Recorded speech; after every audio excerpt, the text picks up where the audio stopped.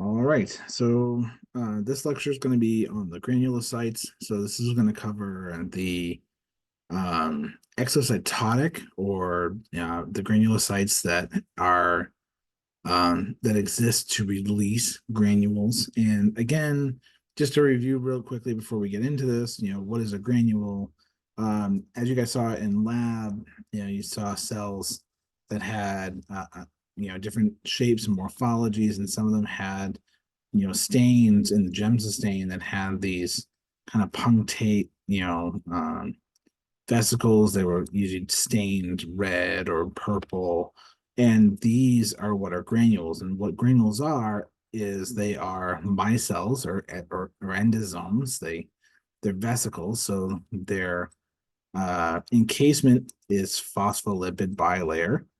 Um, and so they're just like the membrane. And this is an important part of their biology because part of their function is going to be for exocytosis.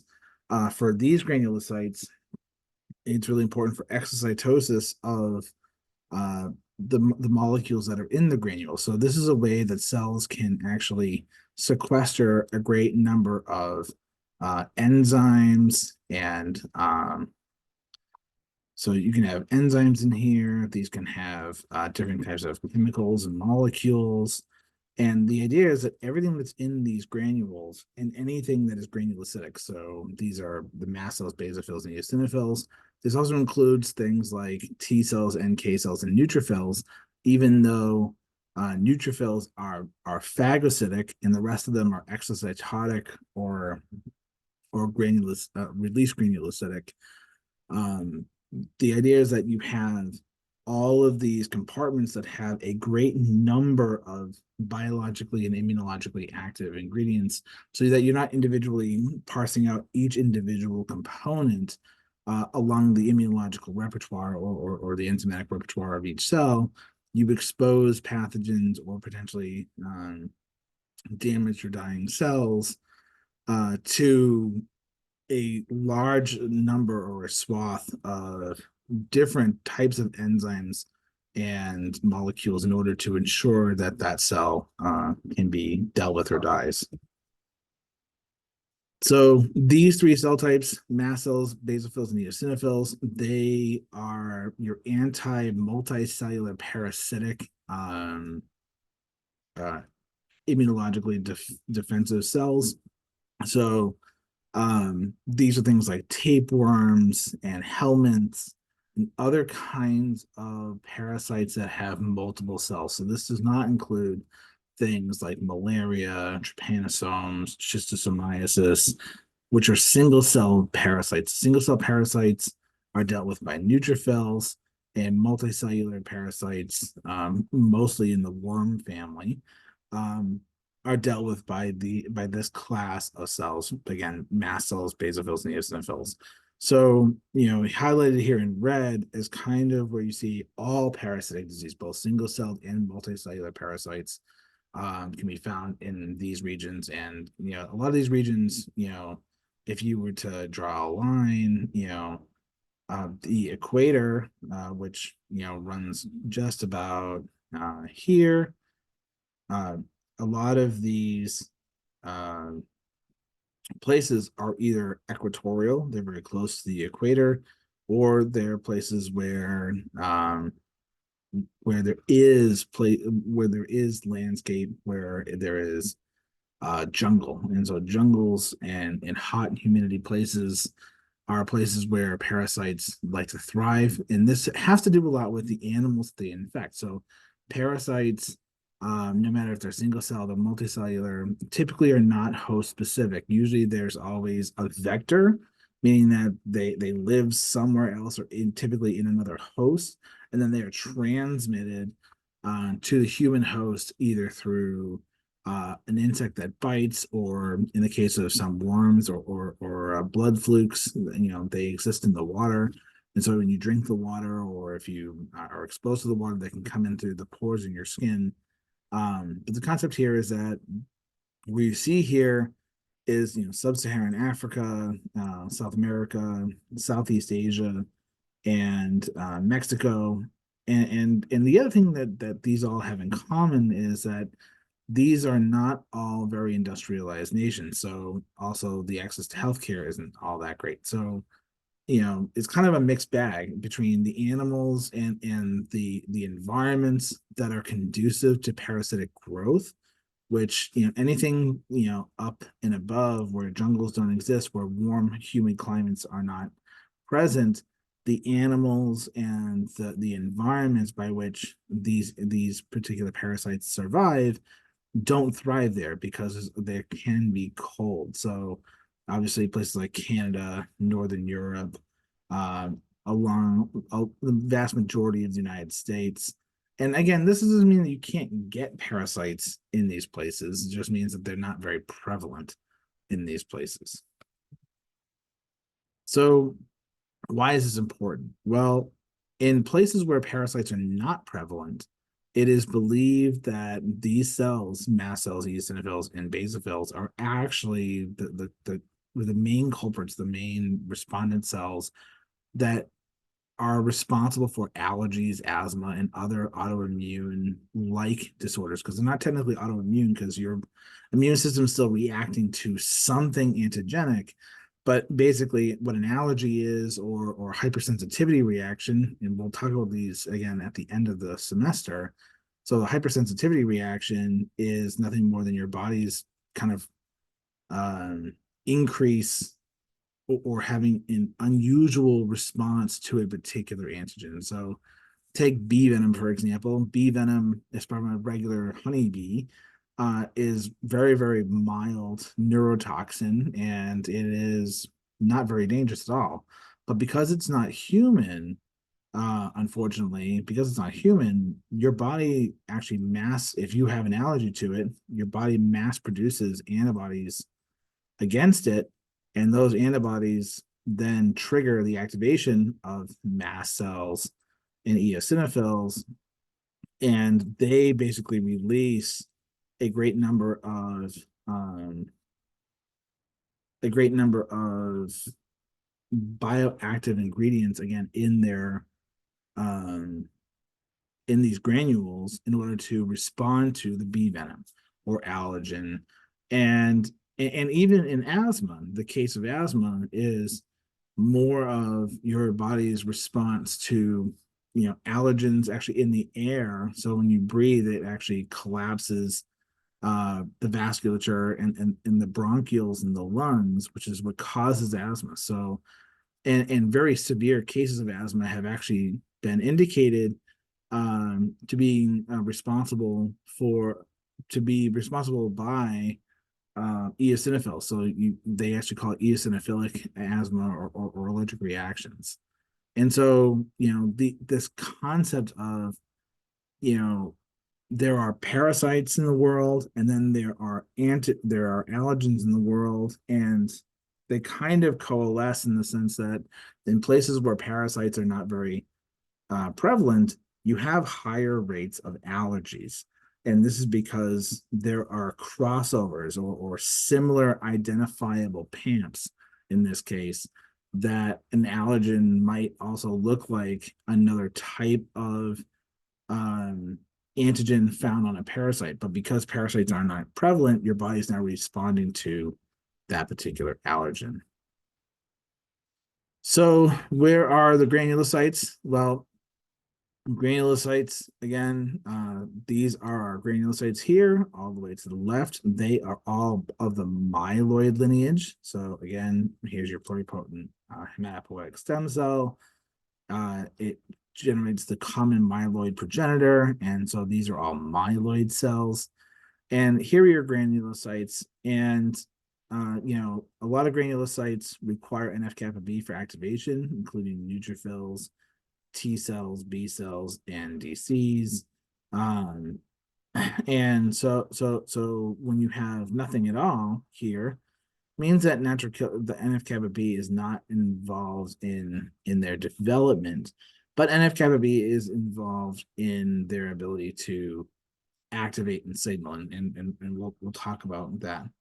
But again, out of this whole kind of slide, one of the biggest takeaways here is that Um, the the um, the granulocytes are myeloid, uh, they're of myeloid lineage, and they have very distinct kind of uh phenotypes. So basophils, you're not going to see a lot of. I don't think anybody saw a basophil on their blood slides, because these are probably the least common type of cell in your blood, um, and very not too ahead of them in the rarity department are also mast cells and eosinophils, simply because we don't produce a lot of these unless our body has been exposed to a multicellular parasite.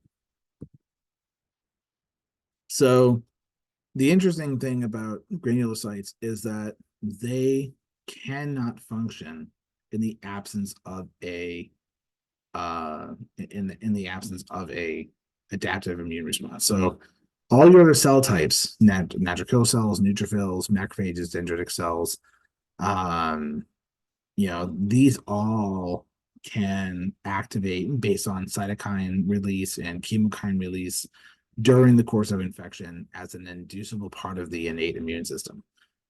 So you can deal with single-celled entities and viruses and tumors all within an inducible innate immune response. But helminths and multicellular worms that require mast cell and eosinophil activation actually do require the activation of the adaptive immune system, and that's part and parcel with by how they are activated.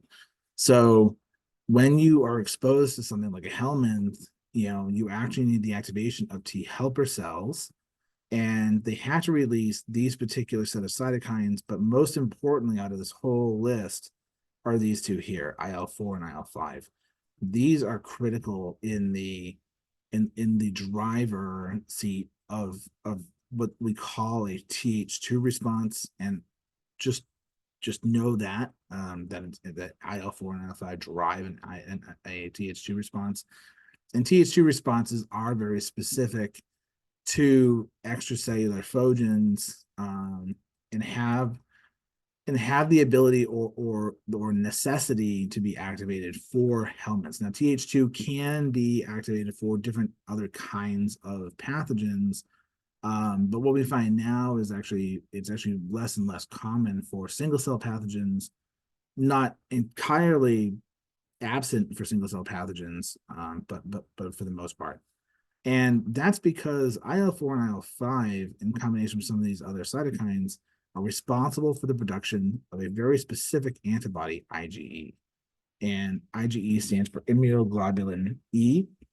So immunoglobulin it is the name of the molecule in the locus by which antibodies are created. So Ig stands for immunoglobulin, and E is the epsilon identifier marker. So there are five subtypes of or class types.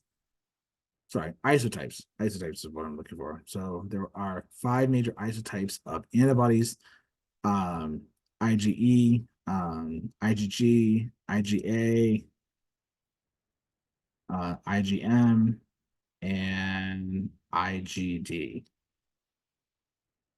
And so IgE is very specific for this particular response. And so when the production of IgE occurs and the production of these cytokines all result in the expansion of the population, specifically of eosinophils and mast cells. And then later in the reaction, you get basophils.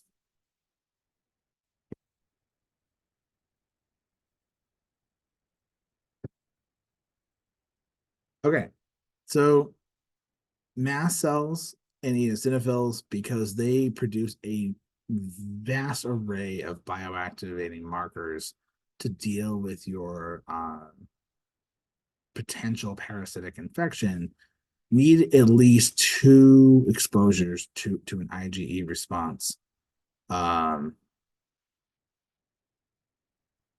in order to activate. And so what we get is Again, these cannot activate until the adaptive immune system has occurred. So ahead of this kind of function is you had a dendritic cell. The dendritic cell had produced MHC class 2. So these are all going to be class 2 responses. This went to activate a T cell. Because it's class 2, it is a T helper cell. And because we have class 2, we're also going to get worms and parts of worms that get eaten by B cells. And so these B cells are going to be specific, or their B cell receptor is going to be specific for a particular kind of antigen. And this is going to trigger endocytosis and production of MHC class 2. And MHC class 2 on the B cell should now be specific to the B cell, to the T cell that also recognized this particular epitope.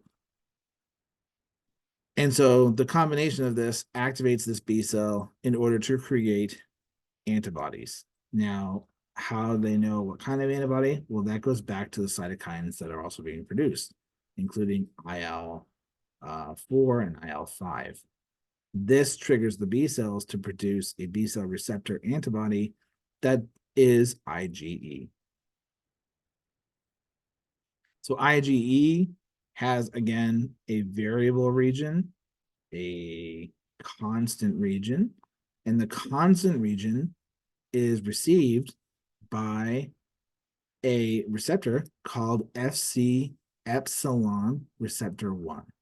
So IgE is Ig epsilon because the constant region has recognition sites for the epsilon receptor. So you have 5 isotypes, so 5 different constant regions for 5 specific receptors.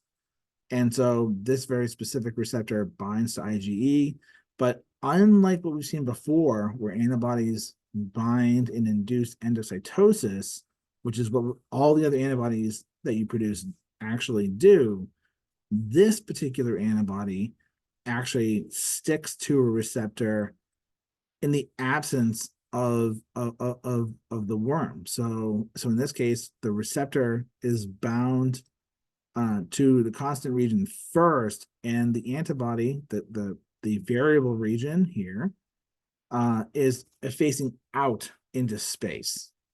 And this is going to be important because this is what's going to then trigger the degranulation cascade of our granulocytes. And not for anything in particular, but this is for a herring worm, and the B cell that is activated can also be very similar to pollen. So having a particular allergy against pollen means that you have a genetic genotype and therefore phenotype to produce the B cell receptor that can recognize pollen. So this is why some people have allergies and some people don't. If you have allergies, it's because you have the genetic disposition to having allergies. Because again, this all comes back to your genome. You have to be able to recognize an epitope or recognize an antigen in order to trigger an immune response, right? That's the whole difference between recognition and non-recognition. So if you have the recognition profile for that particular antibody or that particular T cell, well, that is based in your genetics. That is maybe not inherited per se, but your genome made that antibody. Okay, so what happens? So when you are first exposed to, say, pollen, the pollen gets into your airway because you're breathing it in. It gets broken down in your mucus and by other cells. Antigen presenting cells, as I just mentioned, they produce it. This is an extracellular reaction, so you're producing MHC class 2. And if you have, again, the right T cell and B cell that can recognize the activation of this, you get the triggering and activation of the creation of IgE. So there are a lot of helminth antigens that can be related to a great number of different types of allergens, including cat dander, Bermuda grass, um, so cat dander, Bermuda grass, cockroach, which is a really weird one, um, papain, dust mites, and so on and so forth. But the idea is that um, they have a similar molecular pattern that is also found on some type of helminth or other type of worm. So when granulocytes are activated, again, they depend on the IG receptor to activate and or to cross-link. And so in this particular situation, they are not activated. But when the allergen then binds to the antibody, this triggers a conformational change to the receptor, and then that receptor then activates something called an ITAM, which is an uh, intracellular transmembrane activating motif. Um, so the idea is that ITAMs are activating motifs, so they're going to activate a downstream signaling cascade. And what we'll see later on in the semester is there are also something called ITIM, and these are intracellular transmembrane inhibitory domains, or um, yeah, inhibitory motifs, and they are going to prevent downstream signaling. So for now, we have activating motifs. These are in the gamma subunit of the Fc gamma receptor. And so what we get is a really kind of bimodal functionality in this particular receptor, because we have both the normalized bound receptor, but this particular receptor can also become solubilized, and it is actually cleaved or recognized and cleaved by a transmembrane protease called ADAM10. And ADAM10 actually helps cut and release this into space in order that it can bind to other antigens floating around in the body. So really importantly, when this happens, what you end up getting is FC receptor, the epsilon receptor, that can actually bind to a B cell receptor, or B cell, B cell receptor, so BCR. So this would become the antibody, and they can also bind B cell co-receptor. And so, in the absence of antigens, this particular solubilized component of the FC epsilon receptor can actually basically activate B cells into triggering an IgE specific plasma cell. So again, we have IL-4 and IL-5 being produced. We have activation of a T cell. T cell is going to trigger an activation of this B cell.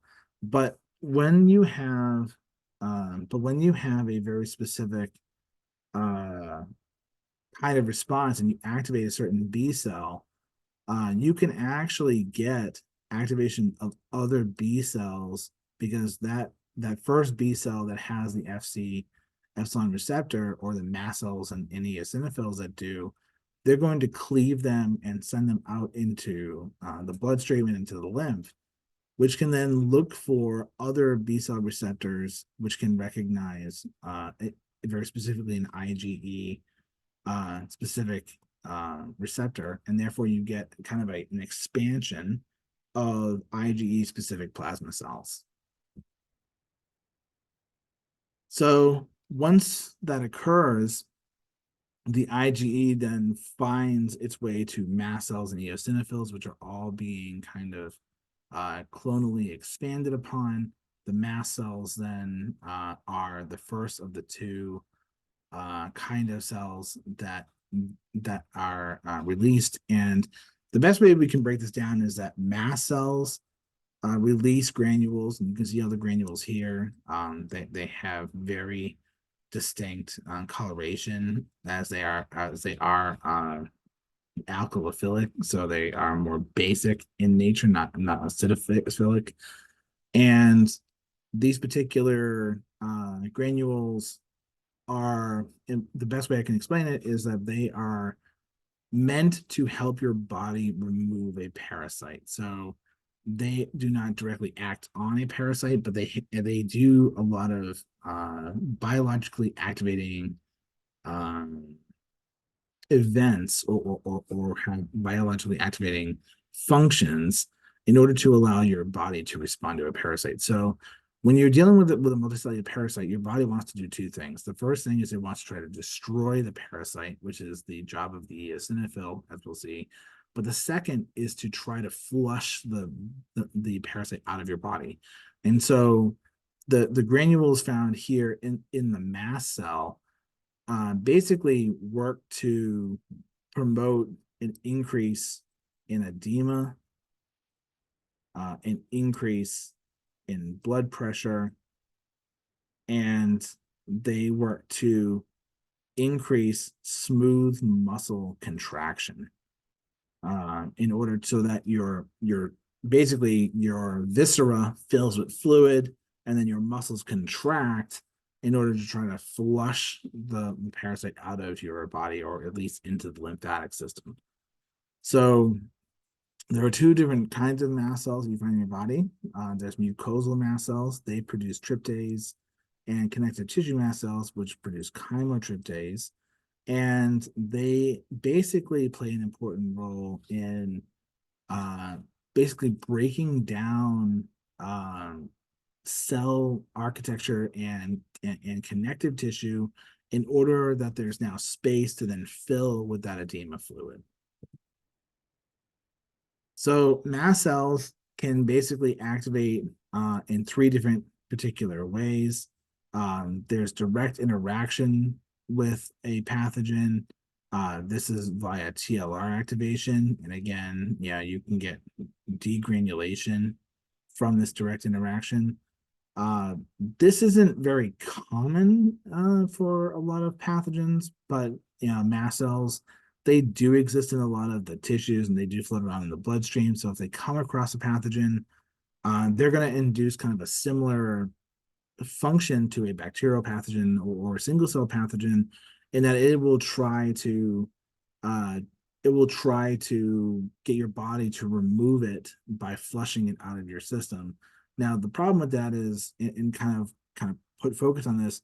This is what happens when someone has an allergic reaction to a particular infection. So, people, again, it's very rare, but people do sometimes have reactions to viral infections, bacterial infections, and this can actually generate an infection-based allergen. So not only are you dealing with the infection, but your body's also irresponsibly or incorrectly responding to that pathogen because it's now generating an allergic response. But the point here is that the activation of co-receptor and TLRs release the same general set of molecules, including things that we've seen from macrophages, including IL-1, TNF-alpha, IL-6, and CXCL8. Because again, if the TLR is activated by a bacterial pathogen, you're going to basically mobilize neutrophils while the mast cell is trying to get the body to respond. And if it's through the IgE again is very specific for a multicellular parasite or a multicellular worm. So you're going to release a lot of those same cytokines, but you're also going to start releasing proteases and biologically activating molecules like histamine, leukotrienes, and other particular kind of events. And again, the last way is complement. And again, because complement can be receptor mediated or through antibody mediated. So IgG, and if you go back really quick. IgG is indicated in the anti-parasitic response. Um, so in that case, when you have activation of complement, especially through the classical pathway, you can get, again, release of these granules and then again, release of proteases, histamines, and other damaging molecules like TNF. So when IgE or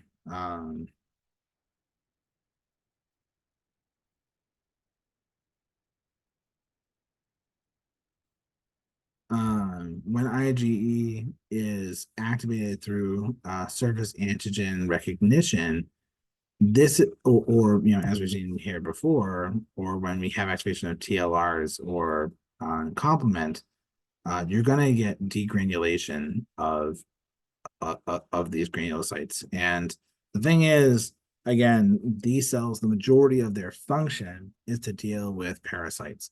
Not to say that they are not involved in viral or bacterial or fungal interfaces. They definitely are. That's simply because of their general uh, degranulation strategy being involved in the body's response to a particular pathogen and not a direct toxicity to a particular pathogen per se. So, but just to keep it simple, we want to talk about this from the perspective of the activation of the ITAMs as it relates to the IgE engagement with surface antigen expression on helminths or multicellular parasites. So when this occurs, this is actually going to start stimulate an intracellular cascade through the ITAMs, again, the activating motifs, which are going to activate all the downstream cascades required for degranulation. So the thing is, degranulation occurs kind of in two steps. When you have when you are exposed to a particular pathogen or activation of IgE mediated receptor, within seconds of that engagement, you're going to have this cascade of events that's going to degranulate this particular mast cell. Now, the interesting thing here is that mast cells are like any other cell type. They make a lot of granules, but not a ton of them. So they have a fair amount of them, but not a ton of them. But then when there are cytokines released, like IL-4 and IL-5, this triggers an increase in granule production because again, this is a kind of an activating event. So you're going to get a mast cell that's going to really uptick the ability to create granules. And so they're going to release,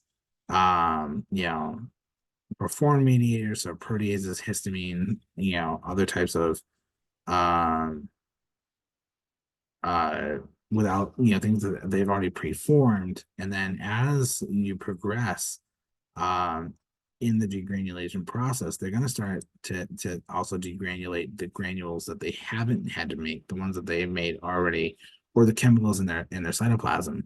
So other types of bioactive mediating cytokines or molecules are like prostaglandins and leukotrienes. So these are going to be released as it continues to degranulate. And then over time, you're going to get basically release of finally cytokines and chemokines. And this is because by this time, most of the granules have been released, and most of the granules that have been released have released a lot of their bioactive, and if they have some toxic molecules, those have also been released. And now, because of their interface with the particular pathogen, they're going to start releasing cytokines based on TLR expression and direct interaction. So you're going to get some in the form of IgE specific activation. And then as the mast cells degranulate, they'll migrate towards the pathogen and start interacting or interfacing with the pathogen with their TLRs. And that's going to allow them to release a cytokine and chemokine profile, very similar to macrophages. But again, on the order of cells that exist in the innate immune system and that secrete cytokines. Macrophages are at the top, and then everything else has the capacity to do it. Because again, as we talked about, all the different types of innate immune cells, make all the different kinds of TLRs. So don't a lot of your adaptive immune cells, because any one of them has the capacity to make cytokines because they're leukocytes, and most cytokines are called interleukins, right? So you're going to get more specific release of cytokines and chemokines because, again, they're not making any more granules at this moment. So the cool thing is that once you have a cell population of mast cells, they actually can, once they start to secrete cytokines can actually act as an autocrine release mechanism, so they can feed back onto the mast cells, and that will actually help them remake or retranscribe and translate all of the enzymes, proteases, all the enzymes, molecules, peptides, etc., that are in those granules, and they're going to replenish those granules, and they're going to continue to kind of go through this process of making more mast cells if the problem isn't resolved, and they go through this next step, and then if the pathogen still isn't gone, they're going to increase more clonal proliferation, and basically this is a way so that you can have a steady increase in the number of mast cells as it relates to going through this cycle, so that you're not producing too many mast cells at one time. Because again, this is actually a really important regulatory strategy, that you only clonally proliferate mast cells in an as needed basis, because again, all of the effectors that they secrete play a really critical role in how your body responds to this particular biological insult. So when IgE is engaged, this triggers a pathway that we're going to see a lot of in the next few weeks, and that is the Lin-6 pathway. So the ITAMs of the FC epsilon receptor are actually connected to these particular proteins called Fin-Lin-6. And Fin-Lin-6 activate other proteins that downstream activate phospholipase C gamma. So phospholipase C actually takes or can convert different types of phospholipids, and they convert it into two different kinds of molecules. So they convert ceramide into diacylglycerol, and they convert phosphatidylinositol, and I will write that here, phosphatidylinositol,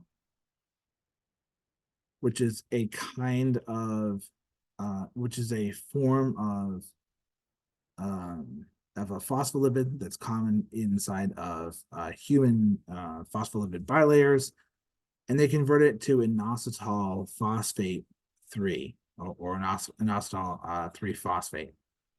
Now, why this is important is that these then separate into two different distinct pathways. So diacylglycerol activates protein kinase C. Protein kinase C is going to activate a series of events that is going to basically allow for the creation of the degranulation compound. So it's going to, in effect, kind of allow for the function of actin and in basically membrane dynamics in order to allow for exocytosis to occur. Inositol 3 phosphate actually plays two really important roles, one that's shown here and the other which is not. And so the first thing is that inositol 3 phosphate can then be converted to something called PIP. And PIP is really important for the activation of the AKT pathway. So PI3K creates PIP, so it converts inositol 3 phosphate into phosphatidylinositol 3 phosphate. And this then triggers the AKT pathway.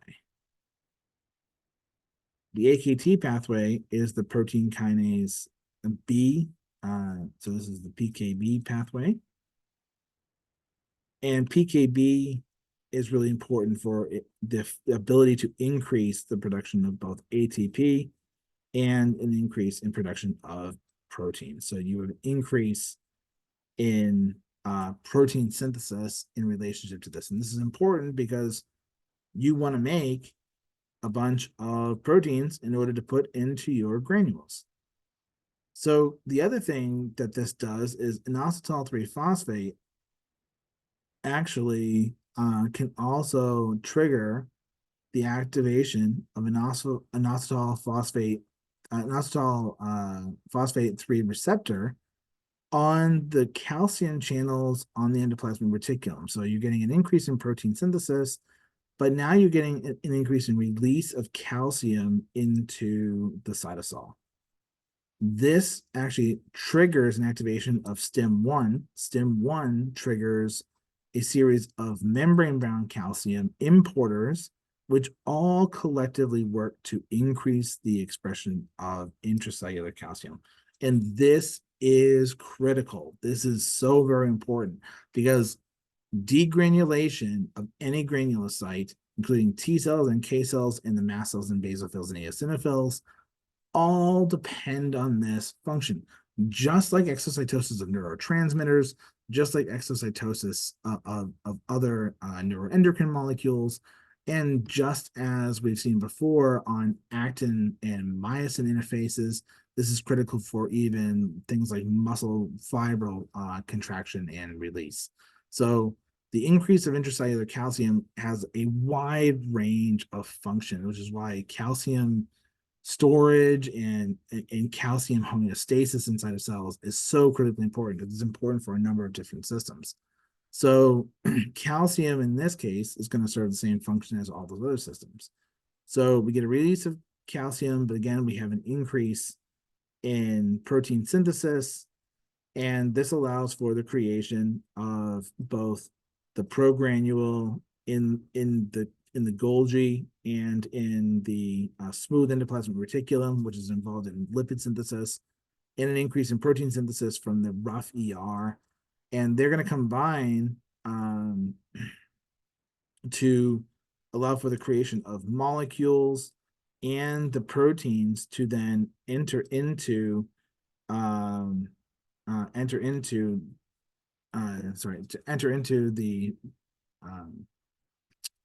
the granule, as well as having an ATPase, which will allow for the import of hydrogens, which will allow for the kind of lowering of the intravesicular pH. So the pH is lowered. And again, that's because a lot of proteases and enzymes, especially ones that are involved in degradation of things, these are critically important in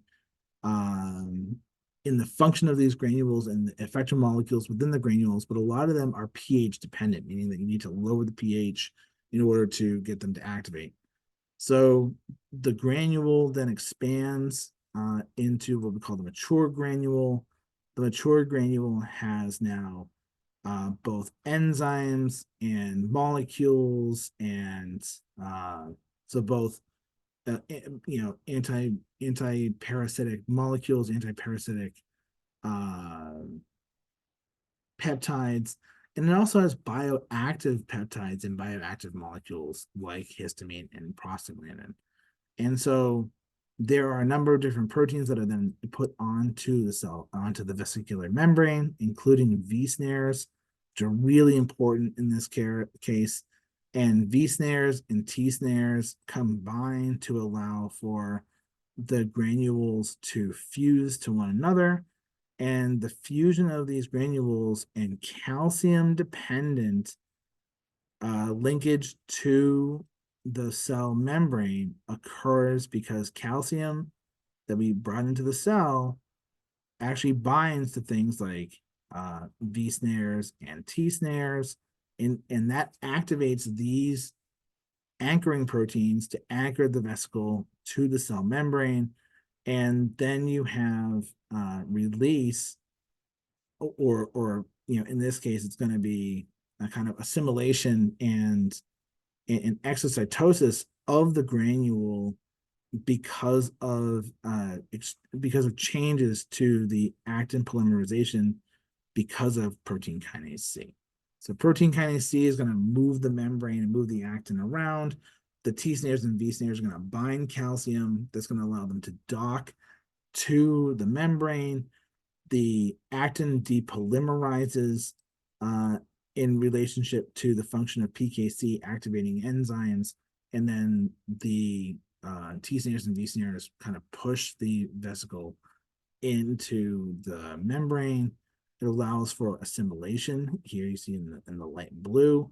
So the phospholipids of the granule then bind to the membrane and then expands the membrane, releasing the granules into space. So mast cells, they release a great number of different molecules. They do have some enzymes and toxic mediators. So the enzymes that they produce, again, tryptase, chymotryptase, cathepsin G, these are all basically involved in remodeling connective tissue, and they also, things like cathepsin G, which will cause apoptosis at the very least of fibroblasts, which are involved in making the connective tissue. So not only does it destroy the connective tissue and remodel the connective tissue, they also start to kill off some of the cells involved in remaking the connective tissue. So all the connective tissue that they break down, it isn't remade. They're also toxic mediators. They produce heparin and histamine.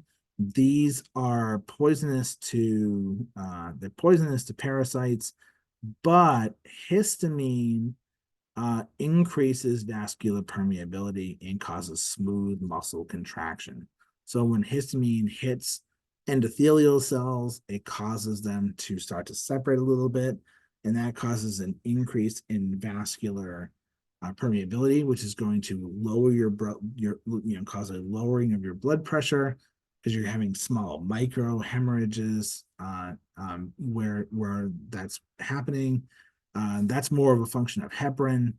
And then histamine also acts on smooth muscles to cause them to contract. And so if you think about what the definition of anaphylaxis is, which is severe reaction to an allergy, that is really the definition of it, is when your throat starts to close up. And so what is happening is the smooth muscles inside your trachea actually start to contract, which and they kind of contract semi-irreversibly, not terribly irreversibly, but semi-irreversibly. So that prevents the that's what causes that reaction to anaphylaxis. But the idea here again is that you're increasing vascular permeability to again allow for kind of this release of colloid fluid or interstitial fluid into the connective tissue that you've broken down. And then the idea is that your smooth muscle out here, if you're going to cause it to, so you're going to cause this to expand, and so once it's really nice and full with fluid, you then contract this, and that forces all of the fluid back into the bloodstream and causes it to increase blood pressure and removal of the fluid out of the system. But if you think about it, like, this is very common with allergies: redness, swelling, irritation to the smooth muscles, increase or I should say decrease in vascular output or pressure. These are all part and parcel with what you would experience if you had a very severe allergy. All right, so cytokines that they release TNF alpha. Again, some is stored in preformed granules, but not a ton of them. Again, IL-4 and IL-5. These are really important for stimulating Th2 responses and to promote eosinophil production and activation, especially this particular cytokine called GM-CSF, which is granulocytic monocytic stimulating fluid. And so what you're doing is you're stimulating both monocytes to become macrophages and dendritic cells, and you're stimulating the production of granulocytes, um, especially in this case, with this profile of cytokines, eosinophils, because again, a lot of these are not very toxic. Histamine and heparin are toxic, but that's only one toxic molecule, because again, most of this is dealing with the human body. Only one thing that they produce is actually dealing with the actual parasite. They release a really important chemokine called CCL3.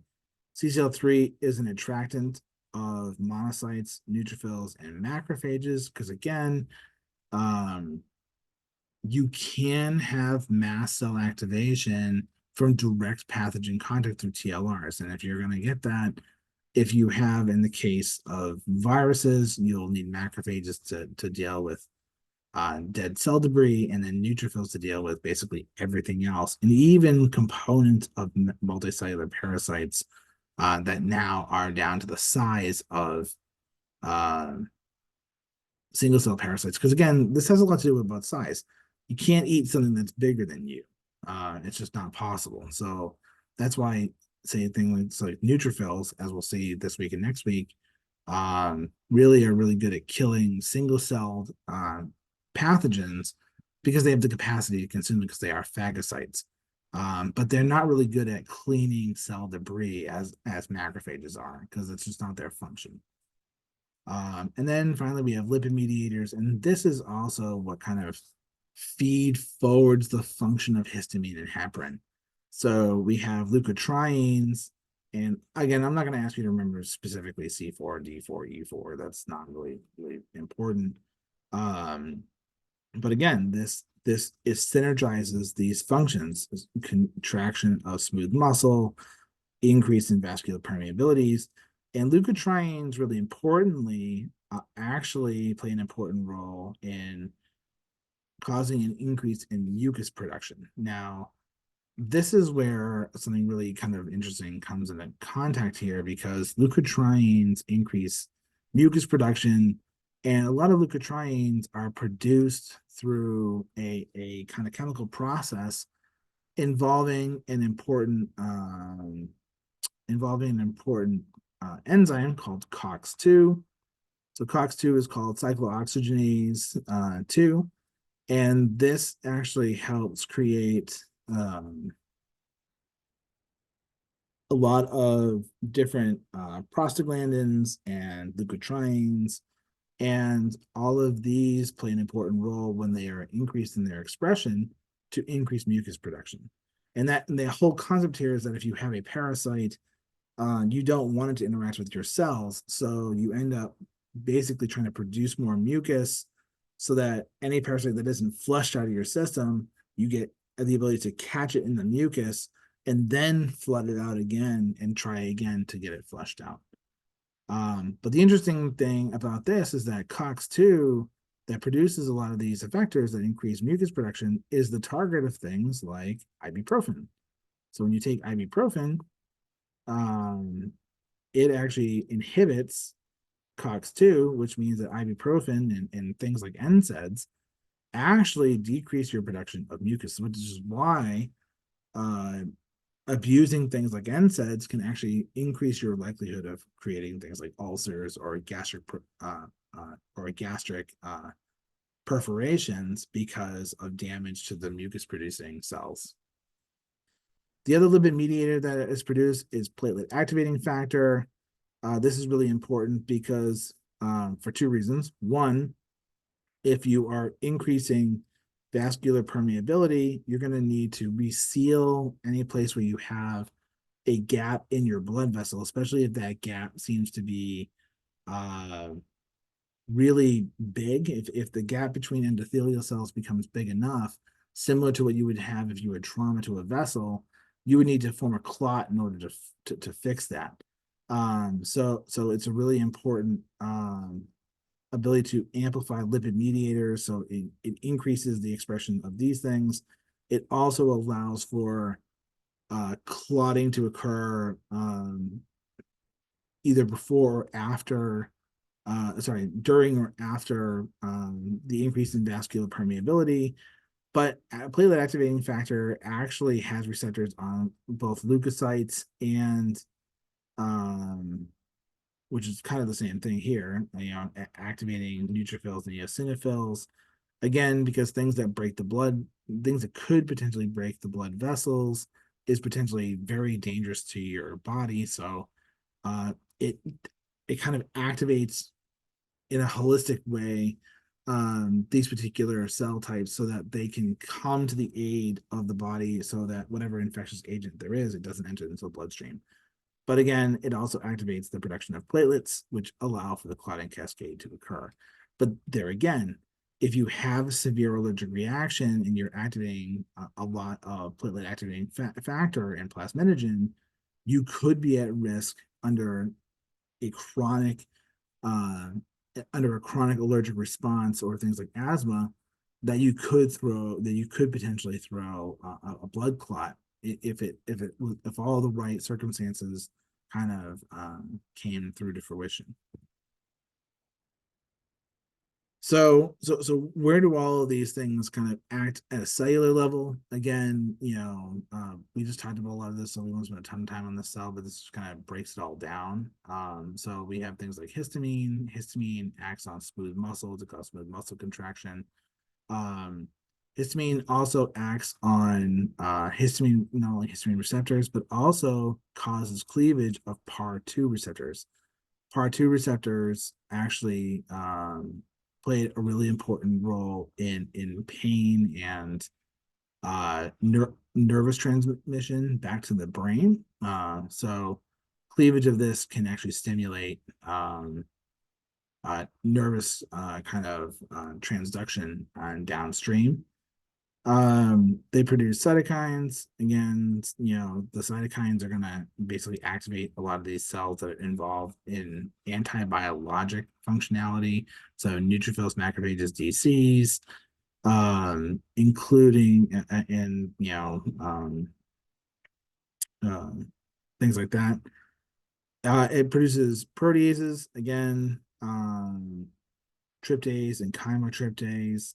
They really play an important role in kind of deregulating fibroblast functionality, causing some cell apoptosis in these, especially in the release of TNF, can also act on these cells to kind of limit their population. So um,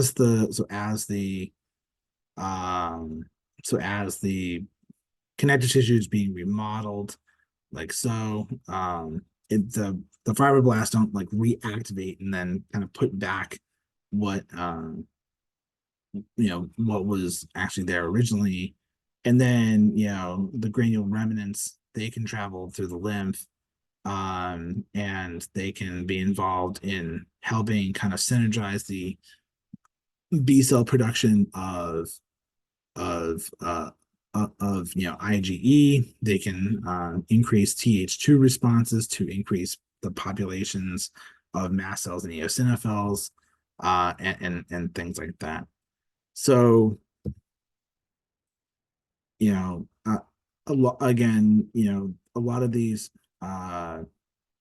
pro-inflammatory mediators, or what we call eicosanoids, they are derived through the cyclooxygenase pathway, and these are all created basically from a base molecule called arachidonic acid. So arachidonic acid is this kind of strange, bicyclic and aliphatic molecule that can be broken down in literally a million ways, and is really central to the creation of a great number of different semi-cyclic molecules, so everything from keratin and heme to prostaglandins to other types of molecules we find in eye development. All of these different things can actually be created via arachidonic acid, which makes it really kind of central molecule to a lot of biochemical pathways. So prostaglandins and leukotrienes are actually made by two different pathways. One is a lipoxygenase pathway, another one is a cyclooxygenase pathway. But the idea is that they basically form different cyclic molecules or pseudocyclic molecules that have different decorations, and these basically can then go on to signal to different cells and cause different changes to cellular physiologies. And things again, like I said, like things like NSAIDs um, can actually basically serve as chemical inhibitors, and they are direct inhibitors. They're not allosteric inhibitors. So they're direct competitors, and they basically sit in the active site of things like cyclooxygenase or lipoxygenase and prevent the production of prostaglandins and leukotrienes, which again is really important if you have this system, and the system is not responding appropriately, i.e., an allergy, you can then take these drugs to help limit symptomology. So prostaglandins, one of the most important ones that is produced is a prostaglandin called J2.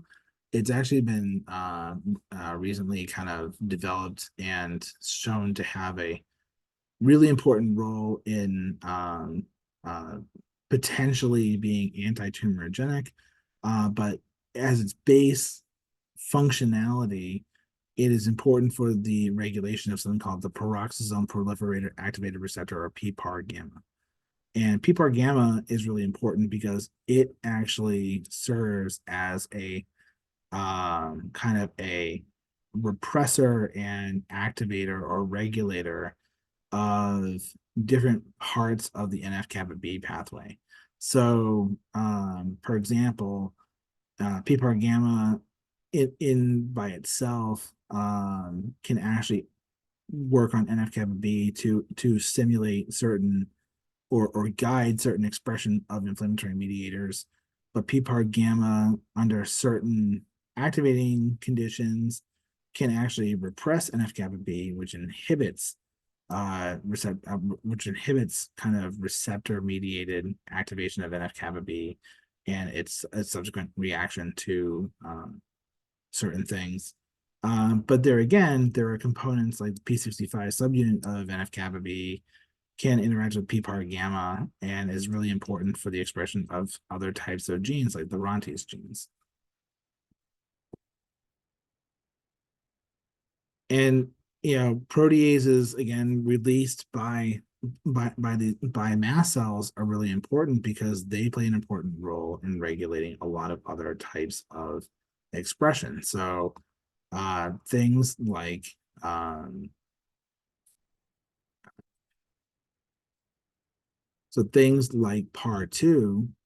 which this kind of shows you an example of what PAR2 can outregulate. When you have proteases, you can actually cause a similar conformation to to a receptor that allows then a ligand to tether to it. And this can activate different kinds of receptors, such as G protein coupled receptors or phosphokinase relay receptors. And in the case of in the case of PAR2, it's a G protein coupled receptor, and it is really important for regulating things like the PI3 kinase pathway, again involved in the AKT pathway, to increase protein expression, the MAP kinase pathway, which is involved in cell growth, and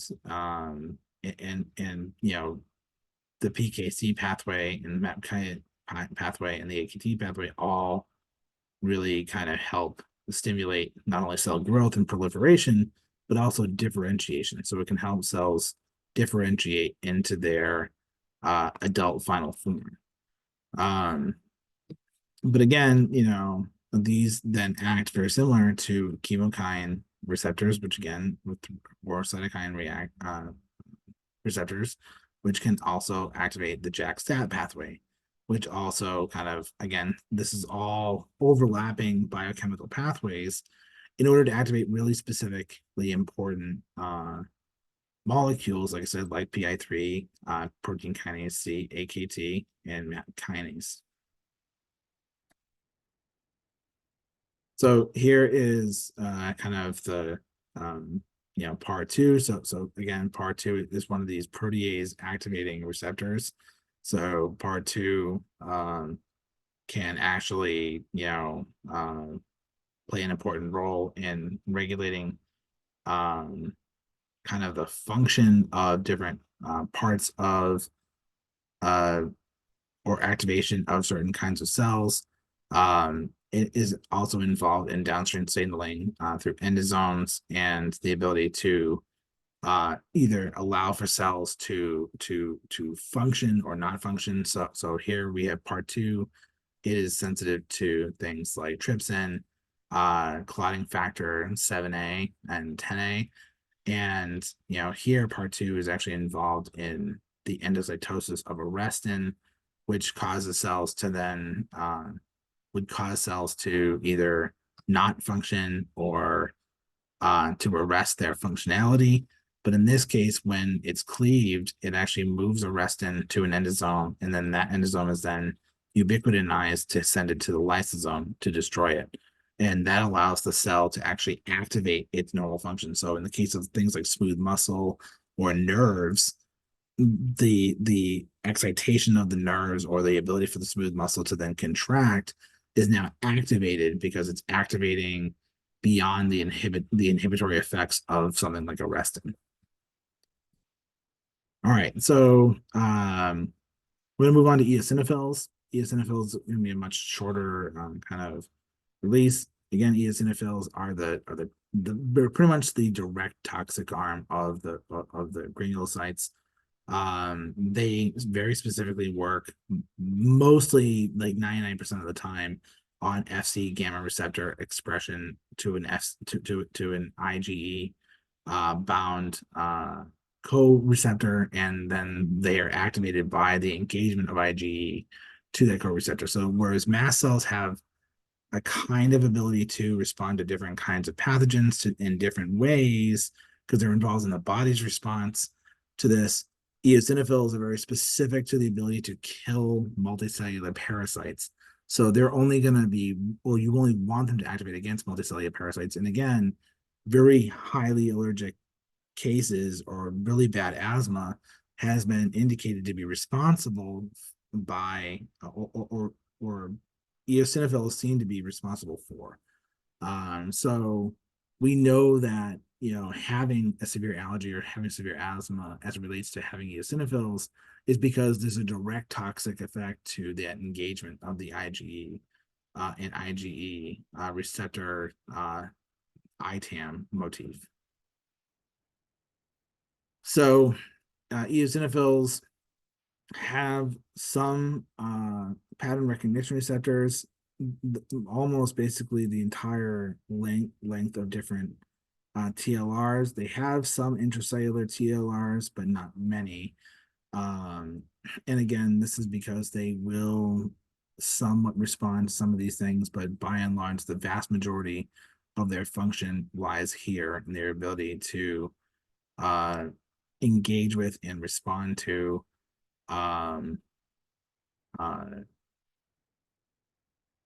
IgE mediated engagement. They do have cytokine receptors, which again, really important for their activation, right? So their ability to then activate genes and stimulate functionality as it relates to the activation of things like PPAR gamma. They have a number of different adhesion receptors, which is important because they want to dock very basically close to or stick to the parasite. So once they find the parasite, they express adhesion receptors in order to stick to them so that they can, so as they degranulate, so here's like a worm, they want to stick to the worm, and so when they degranulate, all their toxic effects are very specifically onto that cell that they have attached to. Um, they have other receptors which are common in other leukocytes, like chemokine receptors. Again, receptors are lipid mediators because again, when mast cells are being expressed, especially in the case of the FC gamma, sorry, the FC epsilon receptor, they're going to trigger release of lipid mediators, including prostaglandin receptors, leukotriene receptors, and platelet activating factor. Um, and then they do also have lipid bodies, and the lipid bodies here are going to contain different types of leukotrienes and prostaglandins. So again, these can feed forward and feed back into the cells in order to expand their functional expression, but also again kind of give that very moderated increase of clonal expansion over time. And then you have the actual specific granule contents. And we'll talk about what all these are as we go forward. So as you can see, even just from this breakdown, they have a lot of the same cytokine and chemokine lipid mediator expression, leukotrienes, platelet activating factor, CXCL8, and IL-3, IL-5, and GM-CSF, all really important in that function.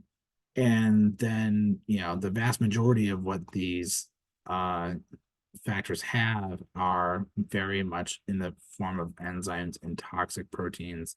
So not toxic molecules or mediators, these are actual specific proteins. So eosinophil peroxidase is really important for halogenation of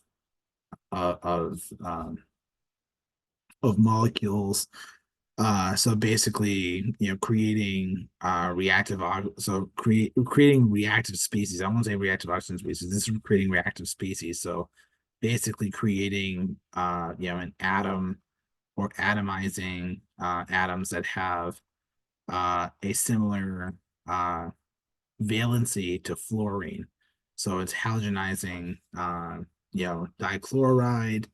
Uh, it can halogenize oxygen, phosphorus, nitrogen, all the normal different kinds of uh, group 8 elements that you might run into creating them to be extremely reactive. Again, that's going to destroy DNA. It's going to cause peroxidation of the lipid matrix and all these other things. So as being such a reactive species and not being specific protein per se, the reaction consequence can also be damaging to both human and parasite.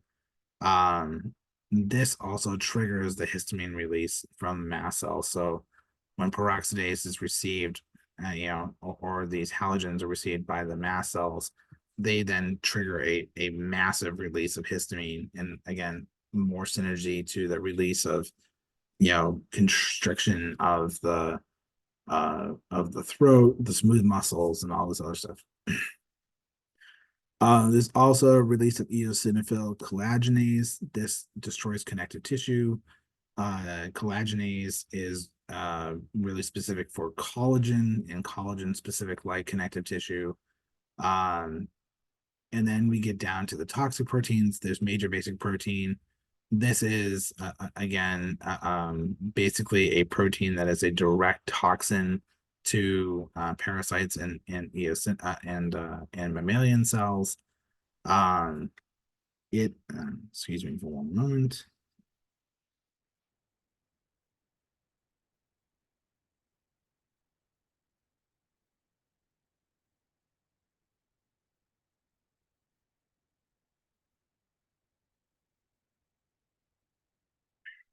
Sorry.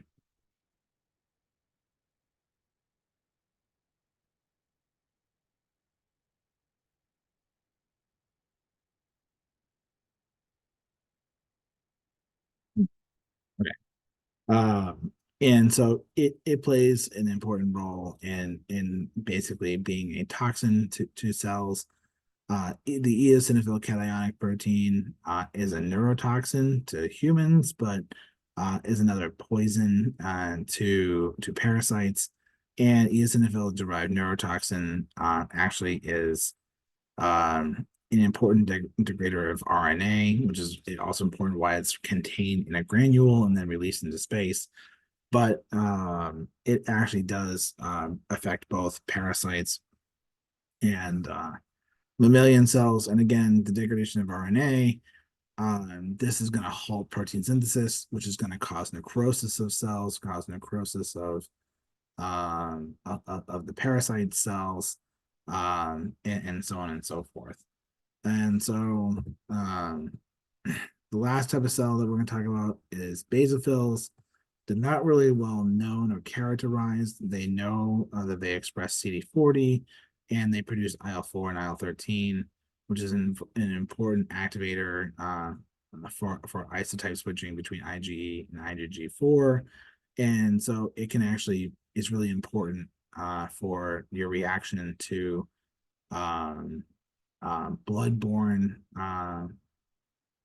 multicellular parasites such as blood flukes. And so these are really important for basically kind of regulating the response and the activation of mast cells and eosinophils in the bloodstream in order to play an important role in their ability to defend against parasites in the blood, but also how they then regulate their ability to get into tissues and things like that. And that's all I have on uh, multicellular parasites. Hope you enjoyed. Well, I should say on granulocytes, not multicellular parasites. But anyway, I hope you enjoyed.